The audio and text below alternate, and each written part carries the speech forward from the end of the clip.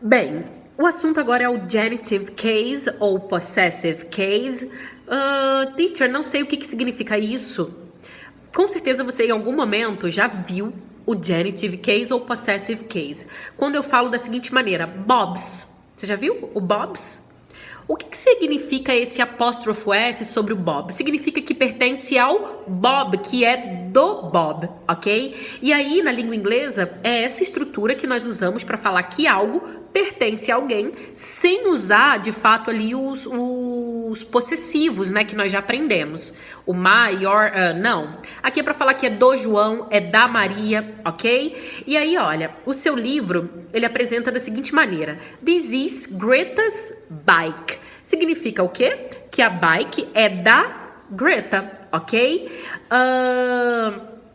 Então, o que sempre, né? Qual é a intenção desse apóstrofo S sobre um substantivo?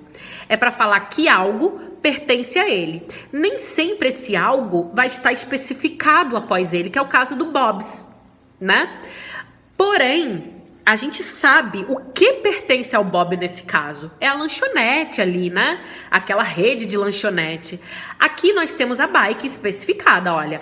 Anna's purse, a bolsa da Ana, ok? The bird's eyes, os olhos do pássaro, ok?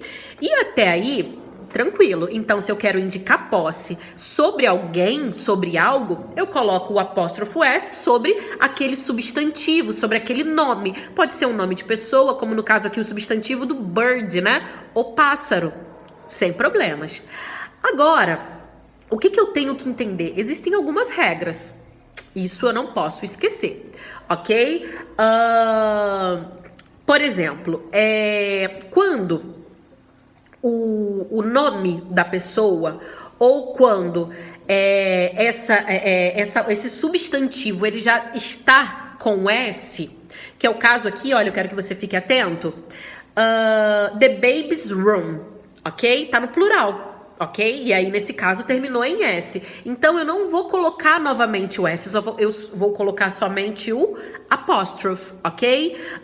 The wives' names, os nomes das esposas, né? Terminou em S também. E aí, nesse caso, eu só coloco o apóstrofo. The artist's idea. Então, mesma coisa, as ideias dos artistas. A teacher esqueceu de falar, né? The baby's room, o quarto dos bebês. Agora, existem palavras que estão no plural, diferentes dessas que a gente acabou de falar, que não terminam em S. São palavras, são os plurais irregulares, nós já até aprendemos sobre eles. É o caso aqui, olha, do children's, olha aqui, ó. The children's toys. O que significa children? Crianças. Então, nesse caso, vai obedecer a regra, acrescentar o apóstrofo S, ok? The children's toys, os brinquedos das crianças. Those women's children, os filhos, aqueles filhos, né, das mulheres, ok? E aí, no geral, nós acrescentamos o S. Problema nenhum, nós não temos dúvida nisso, né? Alguém tem se tiver alguma dúvida, manda aqui pra gente, ok? Agora, nós temos aqui, olha, o in time, ele lembrou algo aqui para teacher e eu quero muita atenção, né? O que acontece, então, se um objeto pertence, um mesmo objeto pertence a 2, 3 pessoas, por exemplo, essa aqui é a minha casa, ok? A minha house, e aqui, essa é a minha casa, a casa do meu esposo e a casa do Samuel. Ok? E aí, como que vai ficar essa frase? A casa, eu quero falar o seguinte, a casa da Karine, do Rafael e do Samuel. Vai ficar da seguinte maneira. This is Karine, Rafael and Samuel's house. Ok? É um objeto que pertence a várias pessoas, a 2 ou mais pessoas. E aí, nesse caso, o que vai acontecer? O apóstrofo S vai ficar somente sobre o último nome.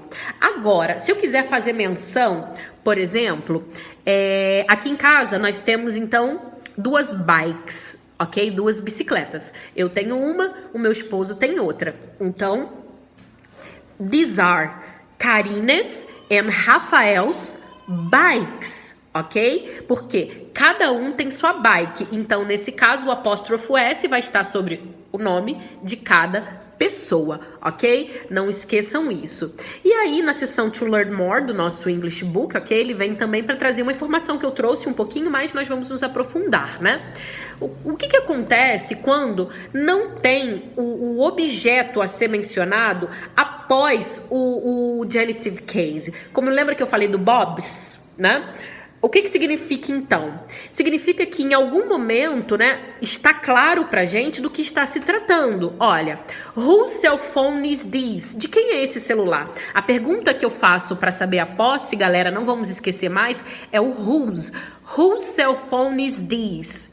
E aí eu já mencionei qual é o objeto. Qual é o objeto que está sendo perguntado? Cell phone. Então, nesse caso, ok? It's Edward's. Eu só coloquei o apóstrofo S, não mencionei o objeto, porque o objeto já ficou claro em algum momento, ok? Quando, por exemplo, né, nós estamos falando, por exemplo, de escritórios, igrejas e lojas, por exemplo, né? I have to go to the dentist. Nesse caso aqui, já tá claro pra gente que eu tenho que ir ao consultório do dentista, ok? I like to go to St. John's on Sunday mornings. Então, o St. John's, aqui nesse caso, também já está claro que é uma church também, ok? Apóstrofo S também, sobre aí o nome, né, das igrejas, também representa aí, né, já está mencionando que é a St. John, é uma church, e que é algo rotineiro até pra gente falar, ok?